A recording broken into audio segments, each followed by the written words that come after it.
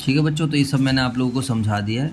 तो रिकॉर्डिंग क्या होता है, एक प्रोसेस होता है बिजनेस ट्रांजेक्शन को एंटर करने का। ठीक है, तो the process of entering the business transaction the books of account is known as recording. Purchases, तो ये कल मैंने आप लोगों को बहुत अच्छे से समझाया था कि गुड्स से रिलेटेड कुछ वर्ड्स होते हैं। There are certain words which are related with goods, जिसको मैंने कल आपको बहुत अच्छे से समझा कर भेज दिया था। उसको हम एक बार यहाँ से देख लेते हैं, फिर हम बुक से भी, नोट से भी रीड कर लेते हैं। तो परचेज एक अकाउंटिंग टर्म है जो यूज़ होता है फॉर परचेज ऑफ गुड्स, उसको हम बोलते हैं परचेजेस। ठीक है, दो तरीके की परचेज है, कैश परचेज और credit purchase. What is cash purchase, सामान खरीदा और हैंड टू हैंड पेमेंट करी। गुड्स क्रेडिट परचेज, हमने सामान खरीदा, पेमेंट हम लेटर डेट पे करेंगे। सेल्स एक अकाउंटिंग टर्म है जो हम किस लिए यूज़ कर रहे हैं, फॉर सेल ऑफ गुड्स। तो जब कभी भी हम सामान बेचेंगे तो वी विल ऑलवेज प्रिपेयर, कौन सा अकाउंट बनाएंगे हम, सेल्स। सेल्स अब दो तरीके की है, कैश सेल्स और क्रेडिट सेल्स। सामान बेचा, हैंड टू हैंड पैसे आ जाते हैं, कैश सेल, या विद इन टाइम पैसे आ जाते हैं। क्रेडिट सेल, हमने सामान बेचा और पैसे हमारे पास उधार पे बाद में। हाँ जी। अब इसी से रिलेटेड क्रेडिट सेल की वजह से डेटर बनते हैं, जिन्हें हम उधार सामान बेचते हैं उन लोगों को हम क्या बोलते हैं, प्यार से डेटर्स बोलते हैं। जिन लोगों को हम उधार सामान बेचते हैं उन्हें हम क्या बोलते हैं मेरे बच्चों, डेटर्स। तो डेटर्स हमारी करंट एसेट्स होती हैं, ये सोलवेंट होते हैं। डेटर या तो सोलवेंट होगा, इन व्हाट इज सोलवेंट, सोलवेंट अच्छे लोग, जो पैसा हमारा टाइम, जो पैसा दोज पर्सन वो are in a position to pay their debts on time. What is insolvent, वो लोग जो अपना पैसा टाइम से पे नहीं कर पाते, they are known as insolvent. उसके बाद bad debts, what is the meaning of bad debt, जो पैसा हमारा इरिकवरेबल है, जो पैसा हमारा डूब गया, द अमाउंट इरिकवरेबल। इंसॉल्वेंट का मतलब वो लोग जो हमारा पैसा नहीं दे सकते हैं। समझ में आई बात या नहीं जी? चल, बैड डेट्स रिकवर्ड, जब डूबा हुआ पैसा हमारे पास वापस आ जाता है। तो इसी चीज़ के मैंने आपको बोला था, आप प्लीज़ लिख लेना। तो आप में से कुछ बच्चों ने लिख भी लिया है, तो ये रहा बच्चों। Purchase, the term purchase use for purchase of goods और रॉ मटेरियल फॉर रीसेल और for producing the finish product. एक अकाउंटिंग टर्म है जो हम यूज़ करते हैं अकाउंट्स में टू परचेज द गुड्स। तो whenever we purchase the goods we will always open purchase account, it means purchase account is open whenever goods are purchase. ठीक है भाई, सब क्लियर है? तो नोट्स बनाने से ये फ़ायदा हो जाता है, आपको भी लिख लेते हो, आपकी माइंड में चली जाती है और अगली बार के लिए भी आपको एक सेटिस्फेक्शन मिल जाती है। वरना वीडियो देख लो, शॉर्ट में कर लो, उसका ऐसे इतना बेनिफिट नहीं है लॉन्ग पीरियड के लिए। समझ में आया नहीं है? ये सब चीज़ें आपको पता होनी चाहिए। अगर आपको ये सब नहीं पता है तो कहीं ना कहीं मेरे बच्चों आप अकाउंट्स में परेशान हो रहे होंगे, और मैं नहीं चाहता आप बिल्कुल भी परेशान हो। तो what is the meaning of cash purchase, जल्दी से बताओ सर। अभी आपने समझाया cash purchase, when goods are purchase and payment is made immediately through cash, cheque, कैसे भी पेमेंट करी, ऑनलाइन, पेटीएम, गूगल पे, जैसे भी करी, कैश परचेज बन जाए। Credit purchase, goods are purchase but payment will be made on later date, तो क्रेडिट परचेज है। उसके अलावा purchase return, it means returning, जब खरीदा हुआ सामान हम क्या करते हैं, वापस कर देते हैं। क्यों वापस कर रहे हैं, कोई भी रीज़न हो सकता है। It means returning the goods back purchase to the supplier due to any reason like defective goods, late delivery, different size वगैरह वगैरह। सेल्स तो एक अकाउंटिंग टर्म है, अकाउंट्स में यूज़ करते हैं for sale of goods, it means sales account is open whenever goods are selled. Two types की है, cash sale, when goods are sold and payment is received immediately या with in specified time, such sale is known as cash sale. ठीक है मेरे भाई, clear है बात? तो सारी बातें आपकी नोट्स में आ चुकी हैं, ये बढ़िया बात है। ठीक है, तो what is credit sale, credit sale का मतलब when goods are sold but payment will be received on a later date, लेकिन पैसा मेरे बच्चों बाद में मिलेगा। इस तरीके की सेल को हम क्रेडिट सेल बोलते हैं। सेल्स रिटर्न, जो हमने सामान बेचा, it means getting the goods back, जो हमने सामान बेचा था वो गुड्स वापस मिलना। रीज़न में भी है, sales return made by customer वापस करता है, it is known as return inward. Sales return को हम रिटर्न इनवार्ड के लिए, सेल्स रिटर्न को हम रिटर्न इनवार्ड भी बोलते हैं। क्या रीज़न है, why customer is returning the goods, तो रीज़न कुछ भी हो सकता है, रीज़न डिफेक्टिव हो सकता है, आपने लेट डिलीवरी करी है, बिल्कुल सही बात है, क्वालिटी नहीं है, डिफरेंट साइज़ है, डिफरेंट कलर है। अभी मैंने एक टी शर्ट ऑनलाइन ऑर्डर करी थी, तो मैंने साइज़ देखा तो साइज़ छोटा आया, तो मैंने उसको वापस कर दिया। समझ में, डिफरेंट साइज़, डिफरेंट कलर। कई बार मान लो मैंने एक पार्टिकुलर कोट की टी शर्ट मंगाई है कि यू कैन विन, ये वाली टी शर्ट मंगाई है फॉर एग्जांपल मैंने, लेकिन इसने भेज दिया यू कैन लॉस। समझ में आया? तो बताओ मैं क्या करूँगा इसका, फिर तो आया है तो मैं उसको क्या करूँगा, वापस कर दूंगा। That is the point. तो डेटर्स, जिन्हें हम उधार सामान बेचते हैं, वो लोग जिनसे हमें पैसे लेने हैं, वो लोग या कोई बिजनेस भी हो सकता है। द पर्सन या बिजनेस टू होम वी का आपको हमेशा अपने आप को बिजनेस मान के चलना। और बिजनेस सेल गुड्स और प्रोवाइड सर्विसेज ऑन क्रेडिट। समझ में आया? ऐसे ध्यान रखा करो, ये संजय क्लासेस से नीचे लोग बैठे हुए हैं, तो यानी कि डेटर वो होते हैं जो नीचे, इनको सामान बेकर से पैसे लेने, उनके घर जाऊँगा, ला भाई पैसे दो, समझ में आई बात है नहीं? जैसे मैं आपको लास्ट टाइम दिखा भी रहा था कि एक बच्चे से 10,000 रुपये लेने हम गए भी थे उनके वहाँ पर, तो उनसे बात हुई है, कह रहे करवाएंगे। तो संजय क्लासेस ने किसी लोग को उधार सामान बेकार सर्विसेज दिया, किसी भी बिजनेस ने, तो वो लोग जिन्हें हम उधार सामान बेचते हैं, सर्विसेज देते हैं, जिनसे हमें पैसे मिलने हैं, वो लोग क्या कहलाते हैं? डेटर्स। अब ये मुझे नहीं पता होना चाहिए, आपको पता हो। अगली बार पूछूं डेटर क्या है, क्रेडिटर क्या है, तो ऐसा नहीं हाथ खड़े कर दोगे, तो फिर कोई फ़ायदा नहीं है बच्चों। From these people we will receive money, इन वाले लोगों से हम फ्यूचर में पैसा मिलेगा। ये हमारी करंट एसेट्स होती है, ये आज हम डिस्कस कर लेंगे for the purpose of business. Debtor are also known, debtor को हम बुक डेट्स के नाम से भी जानते हैं। क्रेडिटर्स का मतलब क्या होता है? क्रेडिटर्स होते हैं हमारी देनदारी, हमें किसी को पैसा दे। हाँ, डेटर को हिंदी बोलते हैं लेनदारी, ठीक है। What is the meaning of creditors? The person, कोई पर्सन भी हो सकता है, कोई बिजनेस भी हो सकता है, from home we purchase goods और take services on credit, known as creditor. समझ में आई बात है नहीं? चलो, क्रेडिटर्स द पर्सन या business home from home we purchase goods और टेक सर्विसेज ऑन क्रेडिट, ठीक है भाई साहब। देखो, to these people we will make payment in future, इन लोगों को हम फ्यूचर में पैसा देंगे। देखो, मैं चाहता तो आपको ये सब नहीं भी कराता, मैं बोलता पहले करा रखा है, बट ठीक है यार, एक बार ये सब चीज़ अच्छे से हो जाएगी ना, फिर आपको कभी प्रॉब्लम नहीं आएगी। लेकिन आप इन सब चीज़ में अगर स्ट्रगल करते रहो ना, फिर अब कभी भी दिक्कत आए तो उस पर जाओ पीछे आकर, और जो वर्ड समझ में ना आए उसको मेरे से पूछ लो। फिर ये हमारे लिए करंट लायबिलिटी होती है बिजनेस के लिए। What is the meaning of solvent? अच्छे लोग, वो लोग जो हमारा पैसा हमें टाइम से दे देते हैं, ठीक है। द पर्सन या बिजनेस वो is in a position to clear his और इट्स, वो व्यक्ति जो अपना कर्जा टाइम से चुकाने में सक्षम है, उसको हम बोलते हैं solvent. What is insolvent? The person या बिजनेस वो is not in a position to clear his और इट्स। क्या बात है सर, ये तो सारे नोट्स रंग बिरंगे हो गए। यस, नोट्स रंग बिरंगे ही अच्छे लगते हैं, ध्यान रखना। समझ में आई बात है नहीं? क्या बात है, समझ आ गया। अगर ये बच्चा नहीं करके लाता फिर दिक्कत हो जाती। समझ में आया? Bad debts, it is the amount irrecoverable, जो पैसा हमारा लॉस होता है, हमारा डूबा हुआ पैसा। बैड डेट्स को हम प्यार से क्या नाम देते हैं हिंदी में? डूबा हुआ पैसा, ठीक है मेरे बच्चों? जी सर। तो it is the amount irrecoverable from debtors ना, डेट्स बोल सकते हो या इरिकवरेबल। डेटर जनरली हमारा पैसा डुबाते हैं, बैड डेट्स बनाते हैं। And thus return of, it is a loss, ये लॉस होता है for the business, therefore debited to P&L account. What is bad debts recovered? It is the amount recoverable from debtors which is earlier considered as bad. जब कोई पैसा हमारा डूब गया था, और अब जैसे कि अभी हमने 22-23 में बच्चा पढ़ाया, तो 22-23 में एक बच्चे से फीस होगी 10,000 रुपये। अभी हमने उसको मान लिया है बैड डेट्स, लेकिन हम पूरी कोशिश कर रहे हैं कि बैड डेट्स रिकवर हो जाए। तो अब ये 23-24 में जब पिछले साल का डूबा हुआ पैसा वापस आ जाता है, तो that is known as bad debts recovered. समझ में आया? बैड डेट्स रिकवर्ड हमारी क्या होती है? इनकम होती है, और बैड डेट्स क्या होता है? हमारा लॉस होता है। समझ में आया? Classify the transaction on the basis of nature, ये तो मैंने पहले ही बता दिया था। रेवेन्यू नेचर और कैपिटल नेचर। ये रिकरिंग नेचर ट्रांजेक्शन है, वो ट्रांजेक्शन जो साल में बार बार रिपीट होती है, उसको हम क्या बोलते हैं मेरे बच्चों? Revenue nature transaction. What is capital nature? These are non recurring nature transactions, those transaction which do not repeat itself yearly, जो बार बार रिपीट नहीं होती है monthly. Furniture, white board purchase. Revenue खर्चा होता है ना जब नहीं, रिवेन्यू तो बेसिकली एक अकाउंटिंग टर्म है जब जो रिप्रेजेंट करता है टोटल अमाउंट जो हमें रिसीव्ड हो रहा है बाय सेलिंग ऑफ गुड्स और रेंडरिंग ऑफ सर्विसेज। रेवेन्यू एक अलग अकाउंटिंग टर्म है।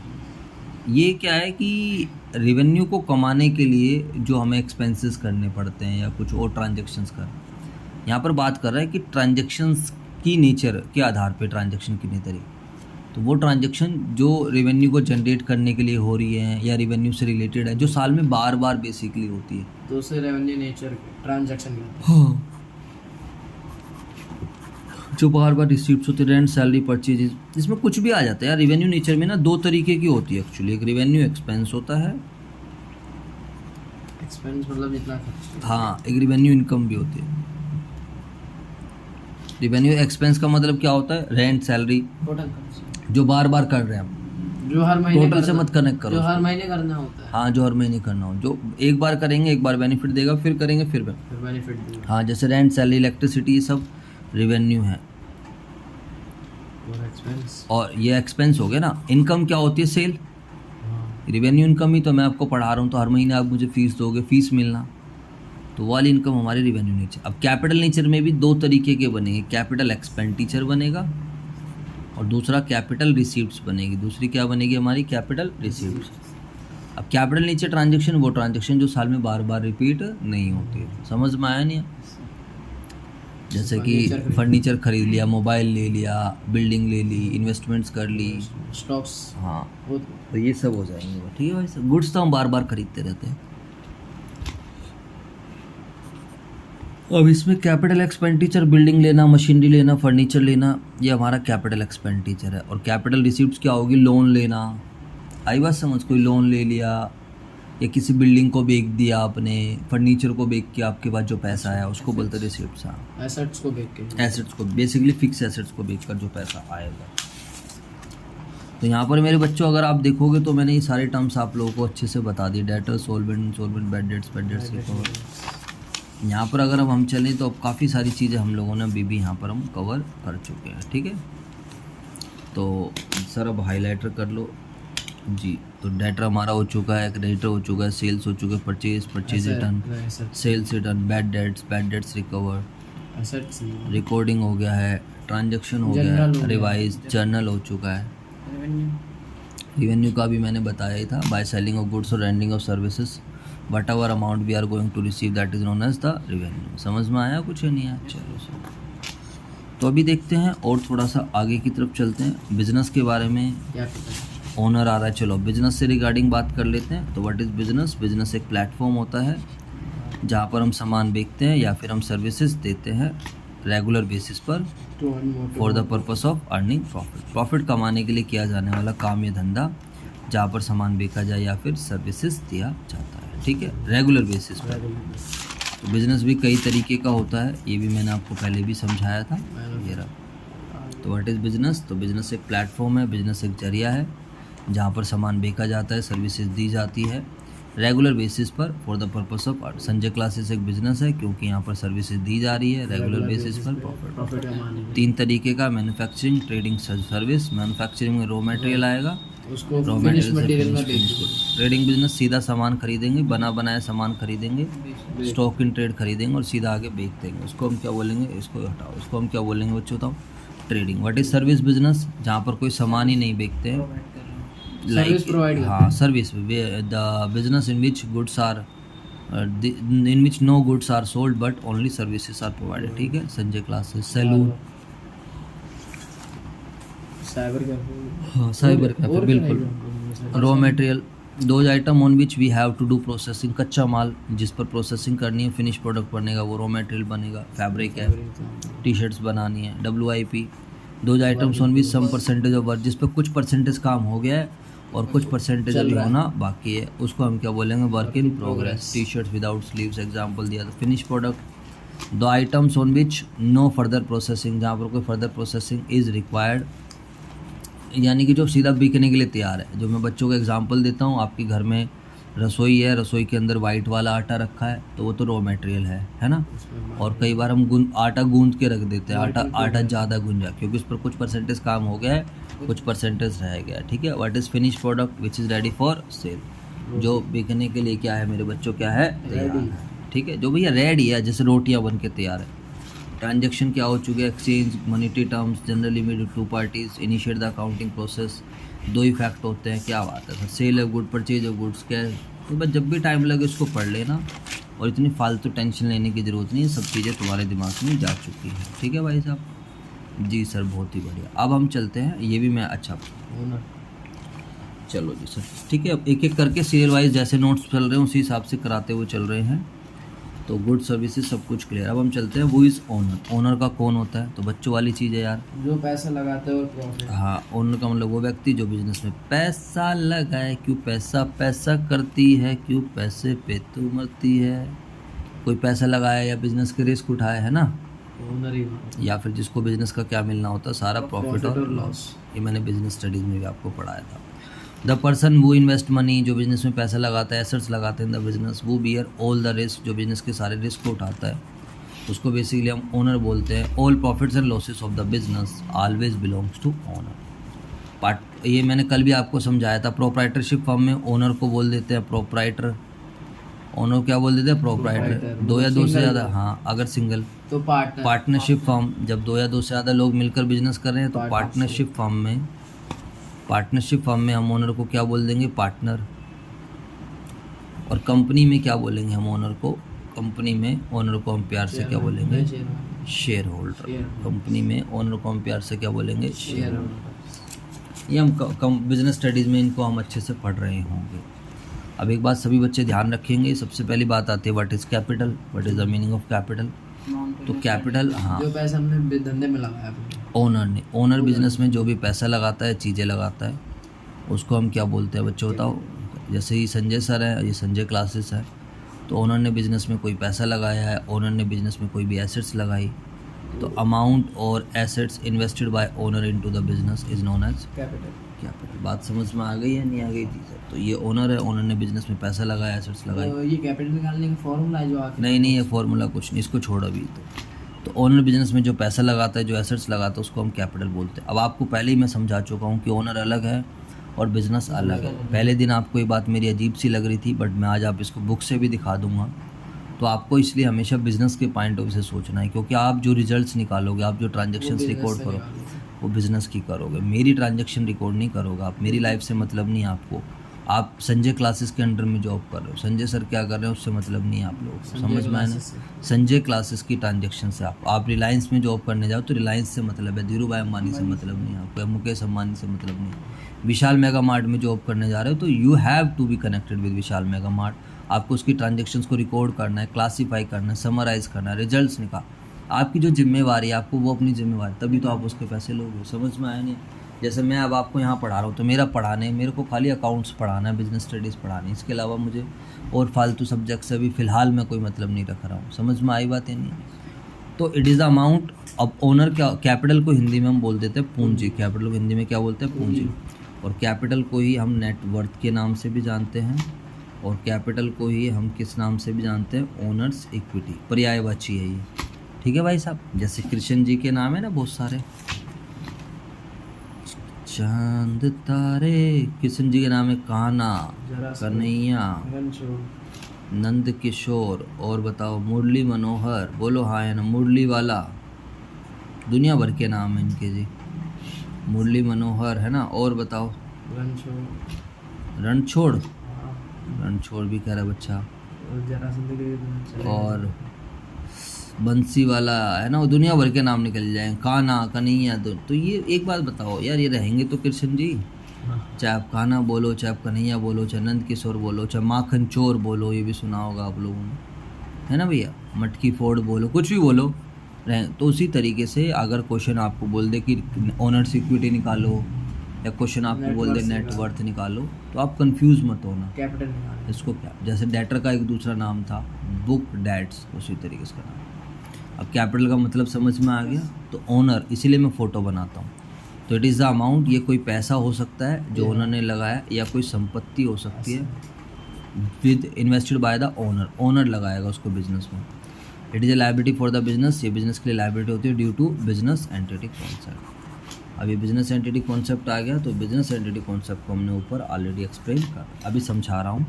और बिजनेस एंटिटी कॉन्सेप्ट कुछ नहीं होता है, वो कहता है business and owner are two separate person. जितनी भी हम ट्रांजेक्शन्स रिकॉर्ड करेंगे वो सब किसके पॉइंट ऑफ व्यू से? Business. It is increase with the amount of profit, ये प्रॉफिट के अमाउंट से इंक्रीज होती है, and further invested by the owner in the business, and decrease with the amount of losses, और ये loss के amount से क्या हो जाती है? रिड्यूस हो जाती है। ऑब्वियस सी बात है, ओनर को अगर प्रॉफिट होएगा तो ऑब्वियस सी बात है ओनर की कैपिटल बढ़ेगी, ओनर खुश होएगा, लॉस होएगा तो कैपिटल क्या होगी? कम होएगी। अभी मान लो और बच्चे आएंगे तो मेरे चेहरे पे स्माइल, यार बच्चे आ रहे हैं, इनकम, बच्चे और छोड़ के चले जाएंगे तो फिर ठीक है, हम ओनर हैं, रिस्क लेते हैं, मेहनत करते हैं। अब देखो आप, हम मेहनत ही तो कर रहे हैं, ऑनलाइन में भी इतना ज़्यादा खास रिस्पॉन्स नहीं, 2800 के आसपास सब्सक्राइबर होने वाले, लेकिन फिर भी हम लगे पड़े हैं क्योंकि जीरो से ही तो शुरू करा था, 2800 तक पहुँचे हुए तो मेहनत करके ही है। अभी भी आपने देखा हो यार कि सर ने एक बात बोली, कौन सी वीडियो कब वायरल हो रही है कुछ पता नहीं है। तो ये सब एक ओनर के अंदर एक पॉजिटिविटी होती है, रिस्क लेने की उसके अंदर कैपेसिटी रहती है। कैपिटल को मॉनेटरी वैल्यू होती है कैपिटल की, इसको हम नेटवर्थ या ओनर्स इक्विटी के नाम से भी जानते हैं, ठीक है। ये हमारे नोट्स हैं। तो बिजनेस एंटिटी कॉन्सेप्ट ये चैप्टर नंबर 3 में वैसे आप लोगों को देखने को मिलेगा, बट एक्चुअली हमें ना चैप्टर 3 से मतलब, ना 2 से, ना हमें मतलब है आपकी नॉलेज से। तो आपकी जहाँ जिस चीज़ की ज़रूरत पड़ रही है वहाँ, आपकी बुक में ऐसे नहीं दे रखे हैं, मैंने एक फ़्लो में आपको समझाने की कोशिश करी है कि आपको चीज़ें याद भी हो जाएं। As per this concept business and owner are two separate person, all transactions are recorded from the business point of view and not from the owner's point of view. The amount और asset invested by owner is known as capital which is considered liability. Business कहता है जी ये पैसा, हाँ कर जाओ। Business कहता है जी मालिक तूने पैसा लगाया, ये मेरा पैसा है ही नहीं, कल को तू बिजनेस बंद करेगा मैं तो तेरे को सारे पैसे दे दूंगा, जितना भी प्रॉफिट लॉस एडजस्ट करके। अब कल को मैं संजय क्लासेस बंद करता हूँ फॉर एग्जांपल, तो संजय क्लासेस मेरी कैपिटल वापस करेगा, कहेगा दीजिए इतना पैसा लगा ले लो आप अपना वापस, कैश है तो कैश, वरना एसेट ले लो, आपका ही तो है ये। प्रॉफिट या लॉस को अलग अलग होगा, जैसा अब आप और आपके पापा, आप अलग अलग थोड़ी, आपकी फैमिली, क्यों आपने उनसे पैसे ले लिए तो वापस थोड़ी करने होते हैं। लेकिन मैं और आप तो अलग अलग हैं, आप मेरे से 100 रुपये लोगे तो आपको क्या करने पड़ेगा, वापस करने पड़ेगा। The concept applies to every form of business including proprietorship firms. Because of this concept owner's account is credited with the capital introduce and profit earn during the year etcetera and debit. ठीक है, ये bank वाला credit कह रहा है, वैसे वाला कह रहा है नॉर्मल जमा करने वाला, वो दूसरा क्रेडिट होगा, वो मैं आपको अभी डेबिट क्रेडिट समझ में नहीं, हाँ लेफ्ट, अभी तुम्हें समझ नहीं आएगा वो। इसकी इस चीज़ की भी ज़रूरत नहीं है। प्रॉफिट की वजह से हमेशा ओनर की कैपिटल बढ़ती है, और जब कैपिटल बढ़ती है तो हम क्रेडिट करते हैं, वैसा आप ये ध्यान रखो। अभी कब कैसे डेबिट क्रेडिट करते हैं वो तो अगला चैप्टर आपको समझाएगा, चैप्टर नंबर 6। ठीक है बच्चों, क्लियर बात? तो चलो लगे हाथ, अब एक बार बुक दिखा दो, बुक में से भी आपको पढ़वा दूँ, तो दोनों प्रिंसिपल आप लिख भी लेना। आज आपको मैंने बिजनेस एंटिटी कॉन्सेप्ट भी कराया और ये भी कराया।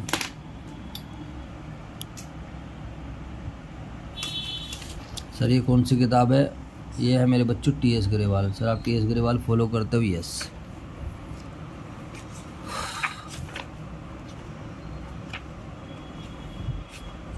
ये रहा business entity concept, entity principle भी बोलते हैं इसको। ठीक है मेरे बच्चों, क्लियर है सब कुछ? पढ़ के दिखाऊं? जी सर। बिजनेस एंटिटी कॉन्सेप्ट के हिसाब से business is considered to be separate from its owner. Business transaction are recorded in the books of account from the business point of view and not from that of owners. Owner being regarded as separate from the business are considered as creditors of the business to the extent of their capital. Their account with the business is credited with the capital introduced profit and ये सब चीज़। अमृत ने business शुरू करा 1 लाख रुपए से by cheque. Since the firm has received the amount it will debit छोड़ो credit छोड़ो, एक ट्रांजेक्शन ही recorded in the books of the firm. कहता भैया ओनर ने भी पैसा लगाया तो आप इसको रिकॉर्ड करोगे। Business entity principle is applicable to all entities. हर किसी बिजनेस पर ही अप्लाई होता है, चाहे वो प्रोप्राइटरशिप हो, चाहे वो पार्टनरशिप हो, और चाहे वो कंपनी हो। समझ में आया? बिजनेस से हमें नोट, हाँ, आपको हमेशा किसके पॉइंट ऑफ व्यू से सोचना है, बिजनेस। ठीक है बच्चों, इसलिए आपको फर्स्ट डे ये बात बताई गई थी। चलो सर, मज़ा आ गया सर, दिल खुश हो गया। हमारा चैप्टर 3 भी कुछ कुछ चल रहा है। तो ऐसे और भी प्रिंसिपल्स आएंगे, उनको भी हम समझेंगे। अब हमारे पास कैपिटल से related there are certain terms. Drawings, what is the meaning of drawings? Simple है, ओनर बिजनेस से जो अपने पर्सनल यूज या डोमेस्टिक यूज़ के लिए जो ओनर क्या करता है मेरे बच्चों, पैसा निकालता है। हाँ, जो भी इसको क्या बोलते हैं, ड्राइंग्स।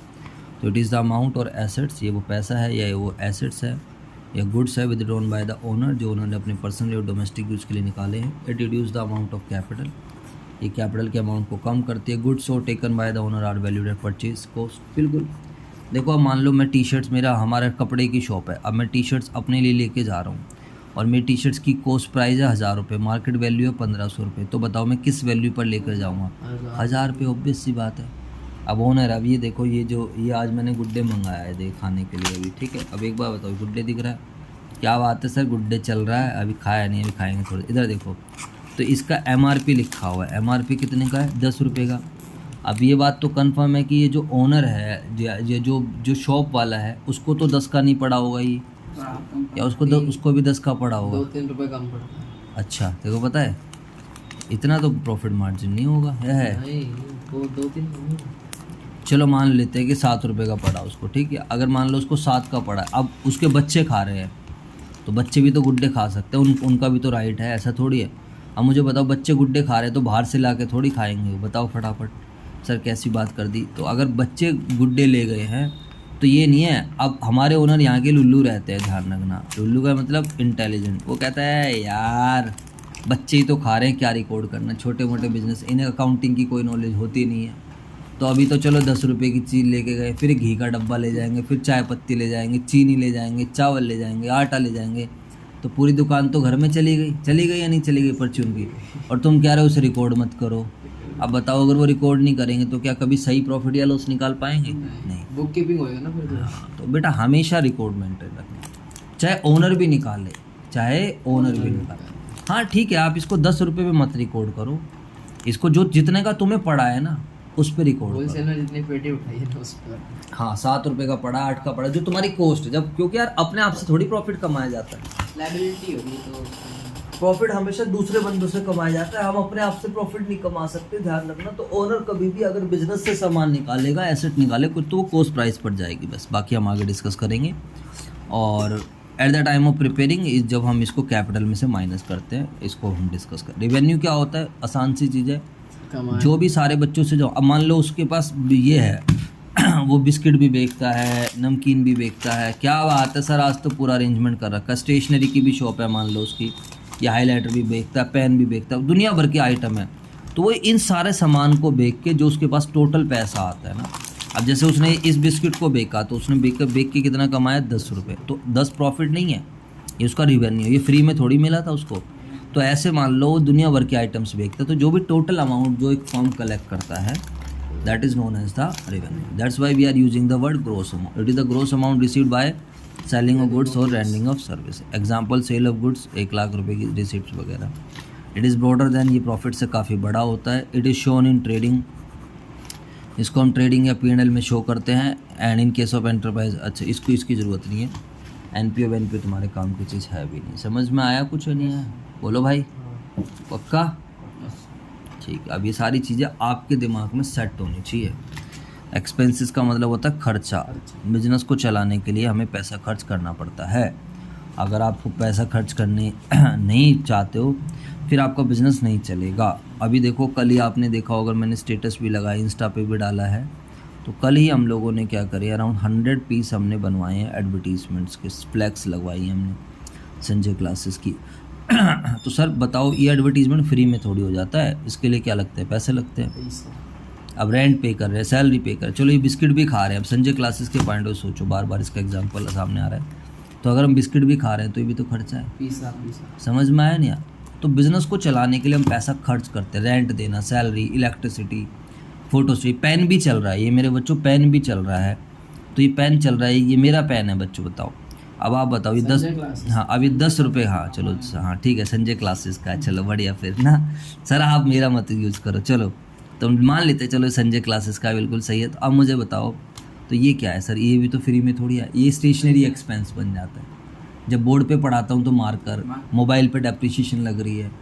समझ में आया कुछ है? नहीं सब, ये सब expense, without expenses you can't run the business. The amount spent to generate the revenue or to acquire the benefits of different services, electricity का बेनिफिट लेना, एडवर्टीजमेंट का, बिल्डिंग का, it is shown as trading and P&L account in the case of enterprises.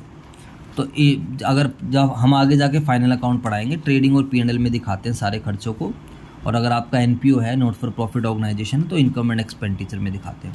ये accounting treatment समझा रखा है, इसकी आपको कोई आवश्यकता नहीं है, ठीक है। अच्छा, एडवर्टीजमेंट से याद आया, अगर आपको अपने आसपास कहीं पर भी संजय क्लासेस का बैनर दिखता है लगा हुआ, तो आप उसके साथ सेल्फी लो, एक सेल्फी लेने के बाद इंस्टा पे स्टोरी लगाओ और हमें टैग करो।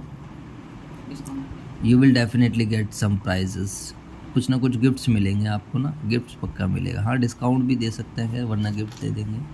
तो दिस इज़ द, ये सभी बच्चों के लिए एप्लीकेबल है, दिख जाएगा आपको कहीं ना कहीं। इनकम क्या होती है? Income is the profit earn by the accounting period. Revenue में से आप एक्सपेंसेस घटा दो तो इनकम मिल जाएगी आपको, कोई प्रॉब्लम नहीं। Broader then profit, actually profit जो होता है, प्रॉफिट होता है व्यापार से होता है। प्रॉफिट किससे होता है? आपका व्यापार। इनकम में व्यापार भी आ जाएगा, साथ के साथ नॉन व्यापार भी आ जाएगा। अब ज़रूरी तो है नहीं कि मैं खाली बच्चों को पढ़ा के कमाऊँ, हो सकता है मैंने कहीं ब्याज पे पैसे दे रखे हो, वहाँ से इंटरेस्ट मिल रहा हो सकता है कि मैंने कोई बिल्डिंग बेच के प्रॉफिट्स कमा लिया हो, समझ में, इन्वेस्ट कर रेंट पे डाल रखी हो प्रॉपर्टी, समझ में आई बातें? नहीं, बाकी ऐसा कुछ नहीं है, बस जो मैं कमाता हूँ आप लोग यहीं से कमा, थोड़ा बहुत बस यही कमा लेते हैं, goods costing rupees 15,000 are sold for 21,000 रुपये, तो यहाँ पर 15,000 रुपये एक एक्सपेंस है, सेल है गुड्स तो रेवेन्यू डिफरेंस, तो ये इनकम बोल दो प्रॉफिट बोल दो, बात है। लाइबिलिटीज़ का मतलब कर्जा, लाइबिलिटीज़ का क्या मतलब होता है? कर्जा। कर्जा आपने सुना ही होगा, बचपन से सुनते हुए आ रहे होगे, अरे यार कर्जा बहुत हो गया, कर्जा। तो ऐसा कुछ नहीं है कि अकाउंट्स में जो टर्म्स आप सुन रहे हो बहुत मुश्किल है, ऐसा कुछ नहीं, बस इसका नामकरण है थोड़ा सा नया हुआ, ऐसा नहीं है, इसलिए अकाउंट्स इंटरेस्टिंग है। और दूसरा क्या है, अगर आपको टीचर अच्छा मिलता है ना तो फिर आपको प्रॉब्लम नहीं है, वरना तो ना टीचर लॉजिकली पढ़ाते नहीं है तो फिर बच्चों के लिए मुश्किल बन जाती है। मैं आपको पर्सनली बताऊँ, इस चैप्टर पे कोई इतना टाइम नहीं देता है, एक क्लास में ख़त्म करते ये होता है, वो मान के चलते बच्चों को पता, ऐसा थोड़ी है। अभी तुम्हें इसको रवाने में टाइम लगे, ड्राइंग्स, लॉस, बैड डेट्स, जबकि 2 बार तो मैं करा चुका हूँ। बिठाने में अब आपके पास वीडियो है तो आप जितनी मर्जी बार देख लो, फिर 1.5 की 0 की स्पीड से देख लो, बस ख़त्म कहानी, या इसको पढ़ लो। लायबिलिटीज़ का मतलब जो बिजनेस के ऊपर कर्ज हुआ, it is amount owed by the business from the outsider, business के बिजनेस के लिए जो हमने लोन लिया, लोन लेना, सामान लेना, उधार लेना, सर्विसेज उधार लेना, है ना। अमाउंट बोरोइंग की वजह से आया, या फिर परचेज ऑफ गुड्स की वजह से आया है, एसेट्स की वजह से आया है, तो उसको हम क्या बोलेंगे? लायबिलिटीज़ बोलेंगे। चलो जी सर, तो लायबिलिटीज़ का मतलब बेसिकली क्या होता है? कर्जा होता है, amount owed by the business, business के ऊपर अमाउंट ऋण हुआ, कर्जा आया, ठीक है, किसी भी वजह से, सामान लेने की वजह, सर्विसेज लेने की वजह से, मशीनरीज खरीदने की। हाँ, एग्जांपल क्या है? Creditors, bank loan, outstanding expense, ये सब हमारे लिए लायबिलिटीज़ हैं, ठीक है। कैपिटल एक्सपेंस, कोई एक्सपेंसिव ड्यू हो गया लेकिन वो पेमेंट नहीं करी है, इनकम रिसीव्ड इन एडवांस, तो ये सब हमारे लिए लायबिलिटीज़ है। Liabilities towards the owners of the business is termed as internal liability. अब मालिक पैसा लगाता है बिजनेस में, वो भी तो बिजनेस क्या मानता है? लायबिलिटी मानता है ना। बिजनेस कहता है जी मैं अलग हूँ और आप अलग हो, तो आप पैसा लगा रहे हो तो मैं अपना कैसे मान सकता हूँ, तो मेरे लिए लायबिलिटी है। On the other hand, liability towards the outsider, बाहर वालों के लिए उसको साफ साफ बिजनेस क्या बोलता है? कर्जा बोलता है, ठीक है। चलो अब सर टाइप वाइप भी समझ के ख़त्म करते हैं। What are the types of liability? Long term liabilities, वो liabilities which we have to paid back after, जो मतलब आफ्टर 1 ईयर, वो बड़ा कर्जा, इसको प्यार से हम क्या बोलते हैं? बड़ा कर्जा, जो विद इन ऑपरेटिंग साइकिल या फिर 12 मंथ्स के बाद जिसको हम पे करते हैं। Those liability which we have to pay within 1। अब नॉन करंट अलग था ना यार। हाँ, तो non current, the liability which we have to pay back, नहीं उसमें थोड़ा मिक्सअप हो गया था। ये तो नहीं, इसमें ऊपर नीचे कर देना, कोई बात नहीं। इसमें आफ्टर 1 ईयर था ना, आफ्टर 1 ईयर वाले इसको नॉन करंट बना देते हैं और इसको हम करंट बना देते हैं, ठीक है। तो चलो करंट लायबिलिटीज़ के बारे में देख लेते हैं। What is current liabilities? छोटा कर्जा। करंट लायबिलिटीज़ का मतलब छोटा कर्जा, वो कर्जा which we have to paid back within 12 months या फिर विद इन ऑपरेटिंग साइकिल, ठीक है मेरे बच्चों। जैसे क्रेडिटर्स, आप किसी से आप सामान उधार खरीदोगे तो उसको 1 साल तक का वेट थोड़ी कराओगे, 1 महीना 2 महीना मैक्सिमम, वैसे तो इससे ज़्यादा भी कहाँ चलता है। बिल्स पेबल विच भी, अब रेंट है, मान लो रेंट आउटस्टैंडिंग है, एक साल तक कोई थोड़ी वेट करेगा, 1 महीना खरीद, एक मुश्किल से। Outstanding expense, expensive due but not paid, है ना। इनकम रिसीव्ड इन एडवांस, ये सब चीज़ें हो जाती हैं। नॉन करंट लायबिलिटीज़, लोन ले लिया आपने, अगले साल से देनी है, वो कर्जा which we have to paid back after, अभी नहीं देना भाई, चलो पहले बिजनेस चला लो फिर दे देना, पहले थोड़ा धंधा करके। हाँ धंधा कर लो। हाँ, the liabilities which we have to pay after 1 year operating. मतलब जो जिन्होंने दिया है हमें, मतलब क्रेडिटर ने, बैंक वगैरह, बैंक लैंडर ने, वगैरह, हाँ। वो मान लेते हैं कि थोड़ा पहले कर लो फिर दे देना। हाँ, एक सब मतलब वो डिपेंड करता है टर्म्स के ऊपर ना। अब देखो ये क्या है, व्हाट इज़ कंटीजेंट लायबिलिटी? अगर हम कंटीजेंट लायबिलिटी की बात करते हैं तो वो लायबिलिटी जिसकी आज की डेट में नील बुक वैल्यू है, लेकिन जो फ्यूचर में आ सकती है बाय हैपनिंग और not happening of an event. आज की डेट में मेरे सर पे कर्जा नहीं है, लेकिन फ्यूचर में किसी घटना पे होने पे आ सकता है। इसको मैं समझाता हूँ, ध्यान से समझो, ये नई चीज़ है। मान लो आपका एग्जाम्पल लेता हूँ, जैसे कि आप लोग हो, तो आप दोनों बच्चे हो, ठीक है। आपके स्कूल में क्या हो रहा है? कोई डांस क्लासेस चल रही है, कोई स्कूल में क्या चल रही है? Dance classes. अब डांस क्लासेस, आपका बड़ा मन है डांस सीखने का, और भैया डांस क्लासेस कह रहे हैं जी 2 महीने की क्लासेस है, उसके लगेंगे 10,000 रुपये। 10,000 रुपये।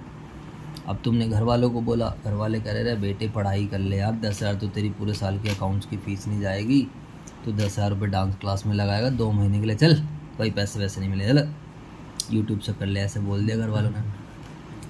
अब तुम्हें पता है यार ये डांस क्लास बहुत अच्छी है, बहुत अच्छा डांसर है, बहुत अच्छे कोरियोग्राफर हैं, जो भी सर आए हैं मैं यहाँ से सीख सकता हूँ। ऑनलाइन है, ऑफलाइन होती है। तो भाई साहब फिर तो तुम आए मेरे पास, तुम किसके पास आए? तुमने कहा यार अब लास्ट सहारा हमारा कौन है? संजय सर। ठीक है भाई, संजय सर के पास जाओ, संजय सर से हम फैमिलियर हैं और संजय सर कहीं ना कहीं हमारी क्या करेंगे, ज़रूर हेल्प करेंगे। समझ में आई बात? नहीं अब तुम आए संजय सर के पास या संजय क्लासेस के पास, बोल लीजिए आप जो मर्जी मान लो। अब क्या हो रहा है बच्चों बताओ? तुमने बोला सर पैसे दे दो। मैंने कहा यार बच्चों तुम भी आए हो, ऐसे 10 बच्चे और आए हैं मेरे पास। तो जैसे अब तुम्हारे स्कूल में डांस क्लासेस चल रही है ऐसे दूसरे बच्चे भी आए हैं। तो मैंने कहा यार बच्चों इतने पैसे तो नहीं हो पाएंगे, 10-10 हज़ार रुपये तो 10 बच्चों में लाख रुपये, इतना तो मैं कमाता भी नहीं। तो तुमने कहा सर कुछ तो करो प्लीज़ सर, हमें आपसे उम्मीद है, हमें तो कोई पैसे भी नहीं देने से रहा। ऑब्वियस सी बात है, आप मार्केट में जाओगे तो कोई तुम्हें पैसे देगा? कोई क्यों देगा? क्योंकि यार तुम्हारा अभी लेवल नहीं है, अभी तुम 10th क्लास के बच्चे हो, 11th वाले, अभी तुम कमाते नहीं हो। तो कोई 100-200 रुपये की बात हो वो अलग है, 10 हज़ार फिर कोई भी देने से पहले ये सोचता है हमारा पैसा वापस आएगा या नहीं आएगा। तो मैंने कहा चलो डोंट वरी, ऐसा है भाई मेरा एक दोस्त है, उसका नाम है मान लेते हैं राहुल। क्या नाम है उसका? राहुल। ठीक है, तो राहुल, मैंने कहा भाई राहुल एक फाइनेंसर है। राहुल किसका काम करता है? फाइनेंसर का। तो मैंने कहा भाई तुम राहुल के पास चलो, राहुल दे देगा तुम पैसा। अब मैं तुम दोनों को लेके चला गया राहुल के पास। मैंने कहा राहुल ये 2 बच्चे हैं यार, देख ले इनको पैसों की ज़रूरत है। तो राहुल सीधा मेरे मुंह पे कहता सर मैं नहीं जानता इन बच्चों को, ये कौन है क्या नहीं है। कह रहा सर आप आए हो, आपका रिगार्ड करता हूँ, संजय क्लासेस आया है तो संजय क्लासेस, आप गारंटी ले रहे हो तो मैं दूँ उनको। आई बात समझ में? नहीं मतलब क्या? हाँ सुनता रहे अपने आप समझ। कह रहा सर अगर आप गारंटी ले रहे हो तो मैं देता हूँ। What is the meaning of guarantee? Guarantee का मतलब कि कल को अगर इन्होंने पैसे नहीं, कल को आप जिम्मेदार हो। हाँ कल को अगर तुम दोनों ने पैसे नहीं दिए तो आप वसूल करो, तो मतलब तो राहुल मेरे से लेगा। आई बात समझे? नहीं राहुल आपका कॉलर पकड़ेगा। हाँ मेरे को मेरा कॉलर पकड़े, बिल्कुल सही बात है। अब मुझे एक बात बताओ, राहुल ने आपको दे दिए पैसे तो आपके लिए तो बन गया कर्जा, आपके लिए तो क्या बन गया? कर्जा। राहुल के लिए बन गई एसेट, क्योंकि राहुल ने लोन दिया है। तो मेरे लिए क्या है? मेरे लिए तो कुछ भी नहीं होना चाहिए। तो मेरे लिए बट कंटीजेंट लायबिलिटी है ये। क्यों है मेरे लिए कंटीजेंट लायबिलिटी? क्योंकि अगर फ्यूचर में तुमने पैसे नहीं दिए, किसने नहीं दिए? तुमने पैसे नहीं दिए तो मुझे पैसे देने पड़ जाएंगे। आई बात समझ में? नहीं मेरे पास आज मेरे सर पे कोई कर्जा नहीं है, आज मेरे सर पे नील कर्जा है, आज मेरे सर पे कोई कर्जा नहीं है। लेकिन भविष्य में हो जाएगा, लेकिन फ्यूचर में डिपेंड करता है, हो भी सकता है नहीं भी। अगर तुमने पैसे दे दिए तो फिर कोई लायबिलिटी नहीं आई, बट नहीं दिए तो ये बैंक की पॉलिसी है ना ये। हाँ ये वे वाली नहीं, बैंक की पॉलिसी का तो ऐसा कुछ नहीं है। मांगते हैं ना वो, गारंटर तो मांगते हो। एसेंशियल है वो तो। आई होप समझ में आया। बाकी धीरे धीरे बड़े होगे तो और भी ये वाली लायबिलिटी भी समझेंगे। फॉर बिल डिस्काउंटिंग ये भी आपके पल्ले नहीं पड़ेगी, इसलिए मैं समझा नहीं रहा हूँ।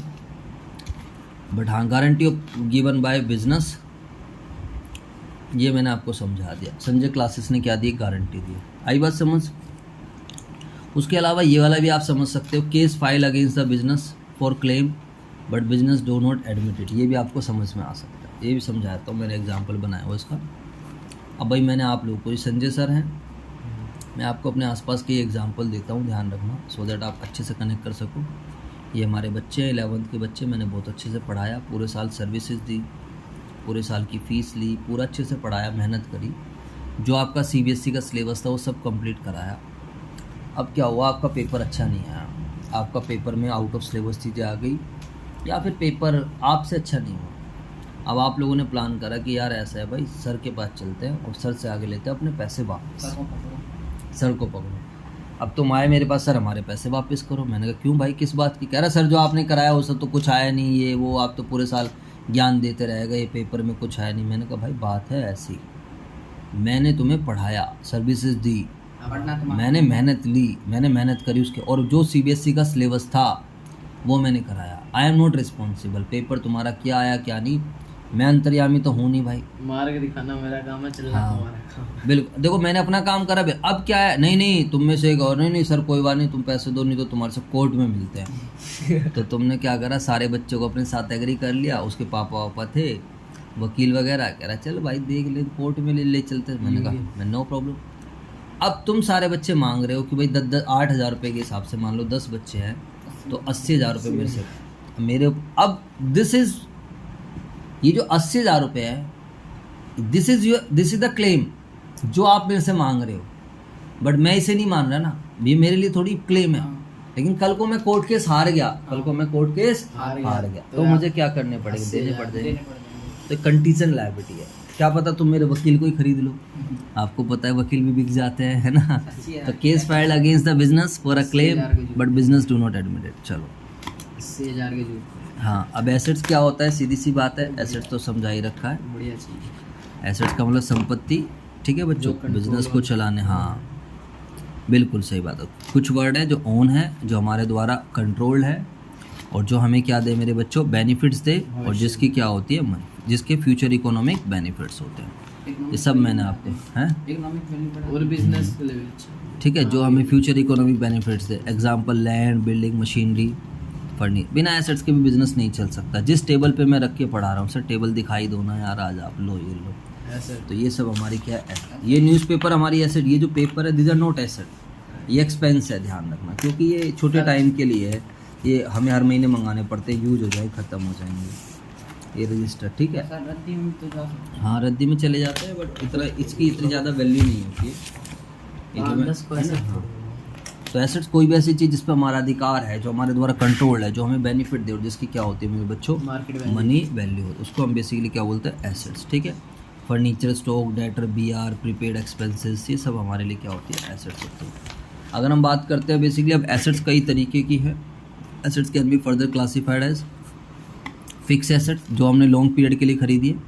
अब जैसे जो टेबल दिख रही है आप लोगों को, ये जो टेबल है दिस इज फिक्स एसेट्स, क्योंकि हमने खरीदी है लॉन्ग पीरियड के लिए, not for the purpose of resale. ये फिक्स एसेट्स है। This is also my fix asset. समझ में आया क्या है ये सर? ये बोर्ड का स्पीकर है, बड़े काम की चीज़ है, इसे 1 साल से ज़्यादा तो हो ही गया, बड़ी आवाज़ है इसकी। ठीक है, लैपटॉप रखा है, दुनिया भर की फिक्स एसेट्स है। Land, building, machinery, furniture, computer, laptop, iPad, mobile, दुनिया भर का सिस्टम है बच्चों। इन्वर्टर रखा हुआ है बाहर, वहाँ पे कैमरे लगे हुए हैं, देखना, समझ पाया? तो वो एसेट जो हम खरीदते हैं फॉर बिजनेस को चलाने के लिए। बिना, अब बताओ, विदाउट टेबल क्या बिजनेस चल सकता है? विदाउट मोबाइल क्या बिजनेस चल सकता है? विदाउट फैन बिजनेस चल सकता है? मतलब बिजनेस चलाने के लिए ज़रूरी होती है, तो उसको हम बोलते हैं हाँ business. And do not provide for and do not purchase for the purpose of resale. Those जैसे which are purchase for the purpose of operating business and not for the purpose of resale. जब हम खरीदते हैं तो हमारे दिमाग में बेचने की कोई इंटेंशन नहीं होती। These assets are purchase for long period के लिए खरीदी जाती है। लैंड, बिल्डिंग, मशीनरी, दुनिया भर की एसेट्स थी, तूने यहाँ पे बहुत कम लिखा, land, building, machinery, furniture. But is current assets वो एसेट जो शॉर्ट पीरियड के लिए खरीदी गई हैं, which are purchase for the purpose of, जो हम खरीद रहे हैं और फटाफट अब चाहते हैं बस बिक जाए। जैसे अब उसकी दुकान में सामान भरा हुआ था, स्टॉक है, या जो कैश की फॉर्म में है, जो या जिसको हम किस में कन्वर्ट करना चाहते हैं, कैश में, तो वो सारी कौन सी एसेट्स हमारे लिए करंट एसेट। समझ, जो हम चाहते हैं कि फटाफट क्या हो जाए मेरे बेटा, बिक जाए। बोलो, इलेक्ट्रॉनिक्स आइटम। हाँ, जो भी जिस डिपेंड करता है हमारी शॉप किस चीज़ की है, हमारे धंधे पे डिपेंड करता है। Those assets which are purchase for the purpose of resale and converting into cash, जिसको हम चाहते हैं फटाफट कैश में कन्वर्ट हो जाए। And also those assets which are already held by the firm in the, जो आपकी कैश है, कैश इक्विवेलेंट्स की फॉर्म में, जो ऑलरेडी कैश की फॉर्म में, ये शॉर्ट पीरियड के लिए खरीदी जाती है। Asset in the form of cash and cash equivalents are also known as current assets. Cash in hand, cash at bank, debtors देखो बताया था ना मैंने, डेटर वो लोग जिन्हें हम उधार सामान बेचते हैं उन्हें हम क्या बोलते हैं, डेटर्स। हाँ, अरे नहीं, वहीं बैठेंगे। डेटर क्या होते हैं, हमारी करंट एसेट्स। अरे खोल के आ जाना लुल्लू। What is the meaning of tangible assets? Tangible assets physically touch है, देख सकते हैं। हाँ, which can be touch, which can be seen, which have a physical existence, उसको हम क्या बोलते हैं, tangible assets. And what is the meaning of furniture, machinery, land and building, computer. हाँ, this is also tangible asset. It can be touch, it can be seen, it have a physical existence. इसने अपनी जगह घेरी है। समझ में आया नहीं आया? जी sir. What is the meaning of intangible assets? Which cannot be touched, which cannot be seen, which do not have any physical existence, उसको मेरे बच्चों प्यार से क्या बोलते हैं, intangible assets। एग्जांपल में स्टॉक्स नहीं लिख सकते क्या? किस में? इंटेंजिबल। अबे यार तू लुल्लू है, मतलब स्टॉक दिखता नहीं है तुझे? ये स्टॉक नहीं, वो शेयर मार्केट वाला मार्केट वाला। नहीं, वो इन्वेस्टमेंट होती है। अच्छा, स्टॉक तो दिखता ही है। वो तो इन्वेस्टमेंट बनती है, वो हमारी एसेट्स होती है, बट वो इन्वेस्टमेंट बेसिकली क्या है, इंटेंजिबल में गुडविल है, रेसिपी है, फॉर्मूले हैं, सॉफ्टवेयर है। ये सब सॉफ्टवेयर है, इट कैन विंडोज हाँ तो सॉफ्टवेयर ही तो हो गया फिर भाई। कोका कोला का फॉर्मूला। चलो फॉर्मूला, हाँ बिल्कुल सही है, कोको कोला का फॉर्मूला। क्या बात है सर जी, मज़ा आ गया। वास्टिंग एसेट्स वो asset which are related to the natural resources. एक कंट्री के पॉइंट ऑफ व्यू से ध्यान रखना है, कार, पेट्रोल, नेचुरल। आज तो सर जी बहुत लंबी क्लास हो गई, 56 एसेट्स, बट चलो कोई नहीं, चैप्टर तुम्हारा ख़त्म ही हो रहा है एक ही क्लास में। नकली एसेट्स वो एसेट जिसकी मार्केट वैल्यू जीरो होती है, जिसे कोई भी खरीदने के लिए तैयार नहीं रहता है। ये तो टाइम टू टाइम डिपेंड होता है ना। ये जब आप बड़े हो जाओगे तब समझ में आएगी। ये एक्चुअली डेबिट बैलेंस की वजह से ज़बरदस्ती एसेट दिखाई जाती है, एक्चुअली में ये कोई एसेट्स होती नहीं है। विंडो ड्रेसिंग कर रहे हैं। हाँ मतलब विंडो ड्रेसिंग भी नहीं, एक अलग चीज़ होती है। इस पर मैं अभी ज़्यादा ज्ञान नहीं देना चाहूँगा क्योंकि वो ज़बरदस्ती होगा, आपको समझ भविष्य में जाएगा। कोई लैंड की वैल्यू गिर जाती है। ना ना ना, वो कुछ नहीं है, बेकार नहीं, वैसा कुछ नहीं। वाउचर एंट्री, अरे ये तो दोबारा लिख दिया तूने, दोबारा लिख दिया क्या? मतलब फॉर्मेट नहीं था पीछे, टेबल भी ये रहा वाउचर, चलो कोई नहीं। एंट्री जर्नल, तो voucher clear, entry clear, journal पहले समझा दे। Format voucher, cash memo, invoice receipt, what is recording. ये भी हो गया। अच्छा ये दोबारा से फ्लो बनाया ना हमने, वो अकाउंट्स प्रोसेस। हाँ।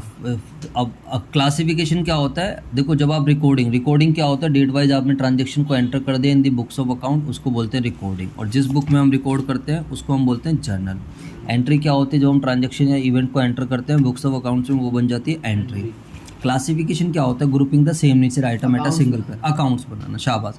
लाइक अगर आपकी देखोगे तो आपके स्कूल में जब असेंबली होती है, प्रेयर वगैरह होती है, तो असेंबली हॉल के अंदर सारी क्लासेस के बच्चे रहते हैं, लेकिन उसके बाद क्या होता है, फर्स्ट क्लास का बच्चा फर्स्ट में, सेकंड वाला सेकंड में, थर्ड वाला थर्ड में, फोर्थ वाला फोर्थ में, ऐसा कुछ होता है या नहीं होता?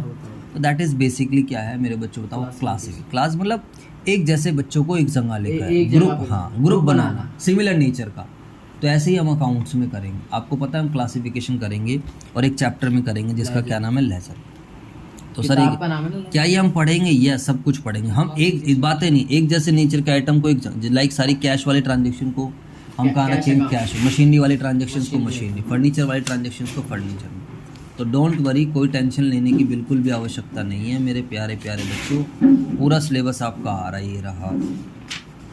ना ना ना ना, ये वाला सिस्टम मुझे बहुत बढ़िया लगता है। कुछ भी दिखा दो, कुछ भी कर लो, कोई टाइम नहीं लगता है ना। बस इसमें मेरा फेस और आ जाए भाई साहब, मज़ा आ जाए फिर तो, देखो है ना यार। इंट्रोडक्शन टू अकाउंटिंग, ये तो चलो अभी हम बेसिक अकाउंटिंग टर्म्स तुम्हारा पूरा एक चैप्टर एक क्लास में ख़त्म। और जो कुछ रह जाएंगे वो घर से पढ़ लेना, मैं आपको बता दूंगा। ये आपका चैप्टर 6 आएगा। ये रहा मेरे बच्चों चैप्टर 8 जर्नल, चैप्टर 8 9 लेजर। तो आपको थोड़ा आइडिया दे दिया मैंने। वाउचर का पूरा चैप्टर आएगा आप लोगों का 7। तो आज आपको पता चल चुका है कि हाँ कुछ ये पूरा जो हम पढ़ रहे हैं ना, ये सारा सब कुछ चैप्टर 1 में भी एक ओवरव्यू मिल जाता है। 20 के 20 चैप्टर आते क्या? हाँ 20 के 20 चैप्टर आते हैं। लो जी बेटा हटाओ। तो it is the process of grouping the same nature transaction at a single place. It is done by opening various account. बहुत सारे खाते खोलने पड़ते हैं तो कहीं जाकर क्लासिफिकेशन हो पाता है। एग्जाम्पल, कैश अकाउंट में सारी ट्रांजेक्शन आएगी कैश की। हाँ बोलो। मतलब बुक को लेजर करते हैं। हाँ, जिस बुक में हम खाते बनाते हैं उसको बोलेंगे। अच्छा एक एग्जांपल और दूँ, जो आपका रफ रजिस्टर होता है वो होता है जर्नल। जो आपका रफ रजिस्टर होता है जर्नल, क्योंकि जब आप स्कूल में जाते हो, अब आपके स्कूल खुल जाएंगे तो देखना आप एक रफ रजिस्टर लेके जाओगे। आपका मैथ का टीचर आया मैथ रिकॉर्ड, अकाउंट का आया अकाउंट, ई को आया ई को, बीएस आया बीएस, फिर मैथ का आया मैथ, फिर मैथ का आया मैथ, फिर अकाउंट वाला आया। ऐसे डेट वाइज उसमें रिकॉर्ड करते रहोगे। अरे बोलो हाँ या ना। इसके बाद फिर आप क्या करते हो, घर आने के बाद क्या करते हो, मैथ वाला काम मैथ्स में, 5 रजिस्टर अलग बना रखे हो, अकाउंट्स वाला अकाउंट्स में। तो जब आप स्कूल में कर रहे हो तो जैसे जैसे टीचर आ रहा है, जैसे जैसे ट्रांजेक्शन, मतलब रिकॉर्डिंग समझाने के लिए बता रहा हूँ मैं, जैसे जैसे लेक्चर हो रहा है तो आप रिकॉर्ड कर रहे हो। लेकिन घर पे जाके आप अकाउंट्स वाला काम अकाउंट, तो वो जो घर पे जाके आप अलग अलग रजिस्टर में मेंटेन कर रहे हो, दैट इज़ क्लासिफिकेशन। क्योंकि आप ग्रुप कर रहे हो एक जैसे नेचर के आइटम को एक जगह। और क्लासिफिकेशन एनालिसिस करती है। अब मैं तेरा हिसाब अलग बनाऊंगा, तेरा हिसाब अलग बनाऊंगा, समझ में आए बने। फिर मैं अच्छा जी तेरे से इतने पैसे ले, अब मान लो लेने मुझे तेरे से और फ़ोन कर दिया इसके घर पे, तो दिक्कत हो जाएगी ना। ये कहेंगे भैया, घर वाले कहेंगे यार ये कैसे टीचर है बताओ। तो इसलिए हमें खाते को अच्छे से खोलना पड़ता है। What is laser? लेजर वो किताब है जहाँ पर हम क्या करते हैं, क्लासिफिकेशन करते हैं। जहाँ पर हम क्लासिफिकेशन करेंगे वेरियस अकाउंट्स बने, cash account, machinery account, building account, सब कुछ। What is account? अकाउंट को हम बोलते हैं खाता। अकाउंट एक प्लेस होता है, account is a place where all similar nature transactions are. तो अकाउंट जैसे आपने मैथ का रजिस्टर बनाया, अकाउंट्स का बनाया, इको का, बीएस का, इंग्लिश का, आपके क्लासरूम थे first, second, third, fourth, fifth, ऐसे जब तक अलग अलग क्लासरूम नहीं होगी तो क्या क्लास है, ऐसे दुनिया भर के अकाउंट बनाने पड़ते हैं। दिखाओ किताब दिखाओ। तो ये वाला सिस्टम मुझे इसलिए बहुत अच्छा लगता है क्योंकि मैं आपको कुछ भी चीज़ रेफ़र करा सकता हूँ। और देख रहे हो भैया हमारे हाथ में जादू है, देख रहे हो एकदम से लेजर आ गई खुल के, देखो। तो कैश अकाउंट आया, bill bad debts recovered, salaries account, discount receipt, Mohan bank, देखो दुनिया भर के अकाउंट बनाने पड़ते हैं। समझ में आया? पहले जर्नल बनती है, जर्नल से फिर क्या बनते हैं, ऐसे मैं आपको सिखाऊंगा। ये देखो तो लेजर बुक दिख रही है, अरे बोलो हाँ या ना। तो ये cash account, capital account, bank account, purchase account, sales account, Krishna account, ये दुनिया सर 50 होंगे तो 50 अकाउंट बनेंगे। अगर आपकी क्लासरूम में जैसे देखना 10th के अगर 4 सेक्शन चल रहे होंगे तो 4 क्लासरूम होंगे, ठीक है बेटा। हाँ अब सर डेबिट और क्रेडिट का भी सिरदर्दी ख़त्म कर दो। अकाउंट का फॉर्मेट कैसा होता है, दिखने में ऐसा होता है, डेट पार्टिकुलर्स, अभी आपने देखा भी हो तो मैंने दिखाया था, वरना बैक करके देख लेना। डेट पार्टिकुलर JF, इधर देख रुपीज़ डेबिट, ये रुपीज़ होता है, फिर दोबारा डेट पार्टिकुलर JF। तो ये वाली साइड जो होती है हमारी, this is left hand side, इसके इधर वाली, तो left hand side part of an account is known as debit. और ये वाली जो साइड होती है, ये वाली साइड कौन सी होती है हमारी, राइट हैंड साइड। तो right hand side part of an account is known as credit. समझ में आया नहीं है? ठीक है। तो अगर कोई आपसे पूछा आज के बाद डेबिट का क्या मतलब है, तो उसको बोलना भाई लेफ्ट हैंड साइड पार्ट होती है एक अकाउंट, एक अकाउंट की लेफ्ट हैंड साइड पार्ट को हम बोलते हैं डेबिट, और कुछ मतलब नहीं होता। ये इटालियन वर्ड डेबिटो से डिराइव हुआ है। और एक अकाउंट की जो राइट हैंड साइड पार्ट होती है, कौन सी साइड होती है मेरे बच्चों, राइट हैंड साइड पार्ट। इसको बैंक वाले डेबिट क्रेडिट से मत कनेक्ट करना। बैंक में डेबिट का मतलब होता है काटना, और बैंक में क्रेडिट करने का मतलब क्या होता है, जमा करना, तो वो एक अलग चीज़ है। अरे बोलो यार। तो right hand side part of an account is known as credited. और जब हम किसी अकाउंट के क्रेडिट साइड में एंट्री डालते हैं तो ये कहा जाता है अकाउंट इज क्रेडिटेड, और अगर हम किसी अकाउंट के डेबिट साइड में एंट्री डालते हैं तो अकाउंट। अरे बोलो हाँ है ना, क्या बात, तो सर्जी मजा बांध दिया बिल्कुल। The left hand side part of an account is known as debit, it is derived from the Italian word debito. Whenever an entry is posted to the debit side of an account, it is said that account is debited. It is denoted by DR. What is credit? The right hand side part of an account is known as credit. It is derived from Italian word credito. Whenever an entry is posted to the credit side of an account, it is said that account is credited. अरे बोलो यार, it is denoted by CR. क्या बात है sir, profit, अरे ये तो पहले बता ही दिया, 10 बार करोगे क्या यार प्रॉफिट। रेवेन्यू में से एक्सपेंस घटाओ, पॉजिटिव डिफरेंस बचेगा, तो पॉजिटिव डिफरेंस आएगा तो प्रॉफिट है, और अगर नेगेटिव डिफरेंस आ गया तो लॉस हो गया। अगर आपके एक्सपेंसेस ज़्यादा होंगे रेवेन्यू से तो लॉस हो जाए। गेन क्या होता है, गेन वो प्रॉफिट है जो रेगुलर बेसिस पर नहीं होता है, जो कभी कभार होता है, जो हमारे जैसे कि मान लो एक्स्ट्रा हो जाता है। जैसे कि तुम्हें ये स्पीकर पसंद आ गया, बच्चा कह रहा है ओ सर मुझे स्पीकर आपका बहुत अच्छा लगा, कितना क्यूट सा है ये सर, कितना अच्छा लग रहा है, इसकी आवाज़ भी बहुत अच्छी है, सर मेरे को भेज दो। मैंने कहा यार ले ले, मैंने कहा यार छोड़ना बाहर से ले ले, ऑनलाइन मंगा ले। कह रहा है नहीं सर आपका यही अच्छा लग रहा है मुझे, आप प्लीज़ दे दो। तो कह रहा सर कितने का दोगे, मैंने कहा यार मैं इसको 3000 रुपये का दूंगा आपको। कितने का दूंगा, 3। कह रहा सर कोई नहीं 3 के आप 3.5 ले लो, कोई दिक्कत नहीं, बच्चे के पास पैसा बहुत है, मालदार पार्टी है। अब मुझे बताओ, मेरे पास मैंने ख़रीदा था ये 2000, पता नहीं 1200 का कितने का लिया था फॉर एग्जांपल, चलो 1500 का मान लेते हैं। अब 1500 का लिया और मैंने उसको 3500 का बेच दिया, तो मोटा मोटा देखो 1500 मैंने 2000 रुपये क्या हो गया, फ़ायदा हो गया। तो ऐसा प्रॉफिट मुझे रोज़ रोज़ नहीं होता, this is my game VA1। किसी को ठसना। हाँ मतलब वो प्रॉफिट जो रेगुलर, अब मैं आपको पढ़ा रहा हूँ, मेहनत कर रहा हूँ, वो तो रेगुलर होगा, बट कोई बिल्डिंग बिक गई, मशीनरी बिक गई, या मुझे पैसे पा गए कहीं पे, जानबूझ के ठस करना है। ये तो मैंने एक एग्जांपल दिया आप लोगों को, ठस तो नहीं। खैर, it is the profit that arises from the transaction which are not the operating activity, जो हमारे व्यापार से रिलेटेड नहीं है, इंसिडेंट है। हाँ, लैंड बेच दी, मशीनरी, और इट इज़ ऑफ इरेगुलर और नॉन, मतलब ये बार बार नहीं होता, इसलिए इसको गेन बोलते हैं। लॉस क्या होता है, 10 का गुड्डे 15 में बेच दिया। हाँ, loss is the expense of a period over it's revenues. ठीक है, लॉस तो बच्चों वाली चीज़, जब आपके एक्सपेंसेस ज़्यादा होंगे तो लॉस होगा, रेवेन्यू से तो लॉस होगा। समझ में आया। कॉस्ट, किसी चीज़ को बनाने में जो टोटल पैसा खर्च होता है, मान लो मेरी ये कंपनी है तो इसको बनाने में जो टोटल पैसा खर्च हो रहा है दैट इज़ कॉस्ट। अब मेरी ये समझ में आया, जब भुजिया है, अब इस भुजिया को बनाने में क्या 10 रुपये की कॉस्ट आई होगी, नहीं आई होगी, समझ में आया नहीं है। अब मुझे नहीं पता कितने की आई होगी मैन्युफैक्चरिंग, लेकिन उन्होंने सब कुछ बनाकर, सब कुछ मिला के, पैकिंग वैकिंग सब कुछ मिलाकर ये, हाँ, तब इन्होंने कितने रुपए की बेच रहे हैं, they are selling it for ₹10। तो उसको बनाने में जो खर्चा आया होगा that is cost. Book value, कोई आइटम आपकी बुक्स में किस वैल्यू पर पड़ा हुआ है उसको बेसिकली हम क्या बोलते हैं मेरे बच्चे, book value. Books of accounts के अंदर जहाँ पर हम ट्रांजेक्शन्स को रिकॉर्ड करते हैं, cash book, purchase book, journal, ledger वगैरह सब कुछ आता है। लाभ किताब दिखाब लगे हाथ, जो थोड़ा बहुत रह गया वो भी बताऊँ TS ग्रेवाल से मेरे भैया, ठीक है भाई। अब कोई बच्चा ये नहीं बोलेगा सर क्या है, किसी को भी कभी ये भी ये वाला चैप्टर करना होगा तो भाई अब एक एक वर्ड को देखते हैं और देखते हैं क्या क्या कवर होगा। एंटिटी, किसी भी बिजनेस को जिस नाम से जाना जाता है उसको हम क्या बोलते हैं, एंटिटी। जैसे कि संजय क्लासेस, मारुति सुजुकी, रिलायंस वगैरह, ये सब क्या होती है, एंटिटी। अकाउंट बता दिया, ड्राइंग क्या हो गया, ये बुक से पढ़ लेना। लायबिलिटीज़ बता दिए, एसेट्स बता दिए, एक्सपेंडिचर भी बताया मैंने, कैपिटल, रेवेन्यू। डेफर्ड बेसिकली वो खर्चा होता है जो हम एक बार इनकर करते हैं बट जो लॉन्ग टर्म तक हमें बेनिफिट देता है, लेकिन हम उसको धीरे धीरे चार्ज करते हैं, वो एसेट नहीं होता। जैसे मैंने एडवर्टीजमेंट पे पैसा खर्च कर दिया, तो अगर मैं एडवर्टीजमेंट पे 5 लाख रुपए लगा देता हूँ तो पूरे एरिया में लग गया एडवर्टीजमेंट, एक बार कर दिया, but it is going to provide us benefit for a long period, लेकिन इसके बदले में कोई एसेट नहीं आ रही, वरना तो एसेट बन जाती वो। तो इसको हम एकदम से चार्ज नहीं करते हैं P&L में, इसको धीरे धीरे हम क्या करते हैं, चार्ज करते हैं। ठीक है बच्चों, बाकी आगे जाकर देख लेना, समझ में आ जाए। एक्सपेंसेस, अच्छा प्रीपेड और आउटस्टैंडिंग क्या होता है। प्रीपेड का मतलब एडवांस में पे कर दिया, जैसे मैं अभी से 4 महीने का रेंट पे कर दूं तो वो बन जाएगा प्रीपेड। आउटस्टैंडिंग क्या होगा, बकाया, मैंने 4 महीने बिल्डिंग यूज़ कर ली और रेंट पे नहीं करा, तो आउटस्टैंडिंग एक्सपेंसेस तो हमारी करंट लायबिलिटी बन जाएगी और प्रीपेड एक्सपेंसेस करंट एसेट बन जाएगी, क्योंकि इस पर हमारा अधिकार है। Income, gain, purchase, sale, revenue from operation, वही सेल होता है, कंपनी में ही बोल देते हैं इसको, sale of goods. Stock, inventory बता ही दिया। डेटर और बीआर एक ऐसा बिल जिसके थ्रू हमें फ्यूचर में पैसे मिलेंगे। जैसे मैंने आपको उधार सामान बेचा और आपने बोला भाई पैसे, मैंने कहा भाई पैसे दो, कह रहा है सर हाँ, नहीं सुन तो ले, कह रहा है सर मैं आपको 3 महीने बाद पैसे दूंगा। मैंने कहा अच्छा 3 महीने बाद पैसे देगा, एक काम कर इस बिल पे साइन करके दे।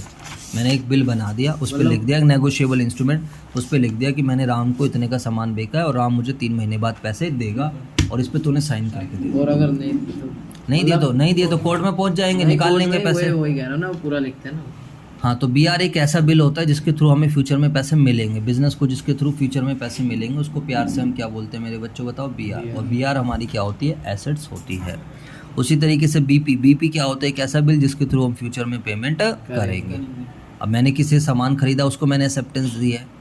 वाउचर क्या होता है, वाउचर इज एन एविडेंस, एक एविडेंस है बिजनेस ट्रांजैक्शन का। बिजनेस ट्रांजैक्शन पता है, कैपिटल पता है, रिसीप्ट पता है, revenue, profit, loss, purchase, return, sales, goods सब पता है सर। कॉस्ट किसी पार्टिकुलर आइटम को बनाने का जो खर्चा होता है। हाँ, डिस्काउंट क्या होता है, डिस्काउंट अमाउंट जो है any type of reduction in the price of commodity, उसको बोलते हैं हम डिस्काउंट। धंधा चलाने के लिए थोड़ा कम करना। अब डिस्काउंट 2 तरीके हैं, ट्रेड और कैश। कैश डिस्काउंट होता है टाइमली पेमेंट करने की वजह से, आप मुझे टाइम से पैसा दो तो मैं आपको कैश डिस्काउंट दूँ। ट्रेड डिस्काउंट होता है ज़्यादा क्वांटिटी में सामान खरीदने, होलसेल में जैसे हाँ, जैसे आप होलसेल में सामान खरीदते हो उसको बेसिकली हम क्या बोलते हैं मेरे बच्चों, होता है ट्रेड डिस्काउंट। समझ में आया? इसको अब आप सारे बच्चे आप पढ़ लोगे तो मुझे नहीं लगता कि कोई भी प्रॉब्लम आने वाली है। Discount, reduction in the price of the goods और sold. Trade discount reduction in purchase goods when the to buy in certain quantity और वैल्यू, जब ज़्यादा। ट्रेड डिस्काउंट कभी भी बुक्स में शो नहीं होता। कैश डिस्काउंट क्या होता है, हमेशा जो टाइमली पेमेंट, टाइम से पेमेंट करने की वजह से जो आप डिस्काउंट देते हुए मिल रहा है। शो होता है। हाँ, कैश डिस्काउंट हमेशा बुक्स में show, it is recorded in the books of accounts. और ट्रेड नहीं होता, ट्रेड वाला नहीं होता। रिबेट क्या होते हैं, रिबेट बेसिकली एक तरीके की डिडक्शन रहती है इन द प्राइस। अब मान लो ये बंदा किताब खरीद के लाया कि नहीं खरीद के लाया बच्चा, TS ग्रेवाल है, 2023 एडिशन है। अब मुझे बताओ, इस पता चला बीच में एक चैप्टर गायब है, तो ये दुकानदार के पास जाएगा, हेलो भैया ये क्या दे दिया, ये वापस करो। तो दुकानदार कहेगा अरे यार क्या यार, तू भी एक चैप्टर ही तो है, तो ये कहेगा अरे पागल दिख रहा हूँ क्या, तो कहेगा वो कहेगा 500 रुपये की थी मान लो जितनी, कहेगा ठीक है, तो वो कुछ ना कुछ डिबेट दे देगा, कहेगा चल एक काम कर तेरे लिए 400 की लगा दी। समझ में आई बातें नहीं, तो 100 रुपये उसने उसको वापस कर दिया, फोटो स्टेट करा लेगा उस वाले चैप्टर की। तो यानी कि रिबेट का मतलब क्या होता है, सामान बिक जाता है और फिर सेलर या बायर को रिबेट देता है, थोड़ा पैसा दे दे भाई मेरा। हाँ, it is allowed after the sale होने के बाद जब और एग्जाम्पल डिस्काउंट वाला for poor quality of goods. Poor quality, T shirt आ गई, टी शर्ट छोटी आ गई या पुअर ये चीज़ें। बैड डेट्स मैंने आपको समझा ही दिया है। बैलेंस शीट एक स्टेटमेंट होती है एसेट्स और लायबिलिटीज़ की जो एक पार्टिकुलर डेट पे बनती है, जो फाइनेंशियल पोजीशन शो करती है। हाँ, ये बड़े हो जाओगे तब समझाऊंगा, बट बस अब आपकी बुक में दे रखा है तो बस सुनते रहो। बुक वैल्यू किसी आइटम को क्या है, बुक्स ऑफ अकाउंट्स बताई दिया, क्रेडिट बताई दिया, डेबिट बताई दिया। डेप्रिसिएशन, जब हम किसी एसेट्स को यूज़ करते हैं तो यूज़ करने से उसकी वैल्यू में जो क्या आती है, गिरावट आती है। It is the degree in the book value है एफ्लेक्स ऑफ टाइम, ऑप्शंस के लेटेस्ट टेक्नोलॉजी, एंट्री जब हम किसी ट्रांजेक्शन या किसी भी ट्रांजेक्शन या इवेंट को एंटर करते हैं इन the books of account, entry बन। इंसॉल्वेंट, सॉल्वेंट क्या सर दिमाग खराब कर रखा है। प्रोप्राइटर ओनर होता है, फाइनेंशियल स्टेटस क्या बात है, प्रोप्राइटर अबे ओनर होता है लुल्लू प्रोप्राइटरशिप बिजनेस में। What is financial statement, final account हम लास्ट में जाकर पढ़ेंगे। फाइनल अकाउंट के अंदर ट्रेडिंग अकाउंट आएगा, P&L आएगा और बैलेंस शीट आएगी। ट्रेडिंग अकाउंट वो अकाउंट जो मोटा मोटा प्रॉफिट शो करता है, मोटा मोटा लॉस शो करता है। व्हाट इज मोटा मोटा प्रॉफिट, ग्रोस प्रॉफिट और जो ग्रोस करंट नहीं लॉस। होता, फिक्स नहीं। हाँ, what is profit and loss account जो net profit and net loss show करता है। And what is balance sheet, balance sheet is a statement of assets capital liabilities which shows the financial position of a business. कोई आज आपसे पूछे trading account क्या होता है, तो वो अकाउंट जो मोटा मोटा प्रॉफिट, मोटा मोटा लॉस, मोटा मोटा प्रॉफिट क्या होता है, ग्रोस प्रॉफिट और gross loss. What is P&L जो क्या शो करे, नेट प्रॉफिट और नेट लॉस। और बैलेंस शीट एक फिक्स करता है, हाँ 1 रुपए कुछ फिक्स नहीं है, बैलेंस शीट एक स्टेटमेंट होती है जो हमारी फाइनेंशियल पोजीशन बताती है कि हमारी एसेट्स इतनी है, कैपिटल इतनी है, लायबिलिटीज इतनी है, ठीक है। इतना हो रहा है। हाँ, नहीं वो नहीं, लॉस बताएगा P&L, लॉस आपकी P&L लॉस P&L बताएगा, आपकी पोजीशन, आपकी बस संपत्ति कितनी है। वो balance जैसे हम कहते हैं ना यार, किसी बंदे को देख के भाई मालदार पार्टी है, अब जैसे मैं तुम्हें देख के बताऊं कि हाँ यार ठीक है, मान लो बंदा बाइक से आ रहा है, आईफोन है उसके पास, बढ़िया फ़ोन है, अच्छे खासे हैं, मतलब बढ़िया, तो कहीं ना कहीं हम कहते हैं यार मालदार पार्टी है। तो वो दैट इज़ वो जो पोजीशन किसी भी चीज़, किसी एंटिटी की शो करते हो, बैलेंस शीट होती है। ये रहा, तो ये हम फाइनल अकाउंट यहाँ पर पढ़ेंगे बच्चों। फाइनल अकाउंट भी पूरा चैप्टर आएगा, डोंट वरी। ये दोनों चैप्टर हमारे किस चीज़ के हैं, फाइनल अकाउंट के, ठीक है। तो आज आपको जितना पढ़ाया है इसमें से जितना मैक्सिमम हो जाए उसको आप अच्छे से याद कर लेना, कोशिश करना, और बाकी धीरे धीरे सारी चीज़ें टिप्स पर हो जाएगी। आप इस वाले एग्जाम्पल को ट्राई करना, इसमें आपको काफ़ी सारी ट्रांजेक्शन मिलेगी। कैपिटल कितनी लगाई है ओनर ने, कितने की फिक्स एसेट्स है, कितने की टोटल परचेज है, लॉन्ग टर्म लायबिलिटीज़ कितने की है, करंट लायबिलिटीज़ कितने की है, तो इससे आपको याद आ जाएगा बड़ा कर्जा कितना है, छोटा कर्जा कितना है, टोटल परचेज कितने, कर्जा चल कितना रहा है, फिक्स एसेट ओनर ने कितना पैसा लगाया। तो थोड़ा सा बड़ा है, पेपर में तो ऐसा नहीं आता, बट इसको पढ़ना, इसके क्वेश्चन भी गिवन है और सॉल्यूशन भी गिवन है, यहाँ से ट्राई करना, तो पूरे कॉन्सेप्ट आपके रिवाइज हो जाएंगे। प्रीपेड एक्सपेंस कितना है, आउटस्टैंडिंग एक्सपेंस कितना है, तो जो भी आपने पढ़ा है सारा सब कुछ कवर। डेटर कितने पैसे लेने हैं, क्रेडिटर को कितने पैसे देने, क्लोजिंग स्टॉक कितने का है, एक साल के स्टार्टिंग में जो स्टॉक बचता है उसको बोलते हैं ओपनिंग, साल के एंड का जो स्टॉक होता है क्लोजिंग, ट्रेड डिस्काउंट कितना है, कैश डिस्काउंट कितना है, ड्राइंग्स कितने की है, सेल्स रिटर्न कितने की है, समझ में आया। और आगे आने वाले हर चैप्टर में इन सब का चलता रहेगा, assets, capital, liabilities, purchase, expense. हाँ, अगर आप ये सब चीज़ नहीं ध्यान रखोगे फिर थोड़ी ठीक है बच्चों। अब मैं कभी भी इस चैप्टर को रिवाइज नहीं कराऊंगा, नया बच्चा आएगा बात अलग है, बट फिर भी आपको कभी भी लगे तो आप वीडियो से देख लेना, ठीक है बच्चों।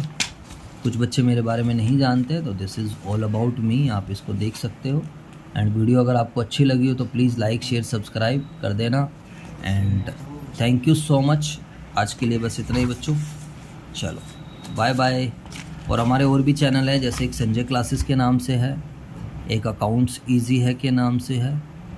अकाउंट्स ईजी है पे खाली अकाउंट्स का कंटेंट डालते हैं हम लोग, संजय क्लासेस पे सारे सब्जेक्ट्स का आता है। उसके अलावा आपका एक संजय सरोहा के नाम से चैनल है, ये कॉलेज के लिए बना रखा है मैंने, तो आप जुड़ सकते हो हमारे साथ, ठीक है। चलो बच्चों, thank you so much, bye bye.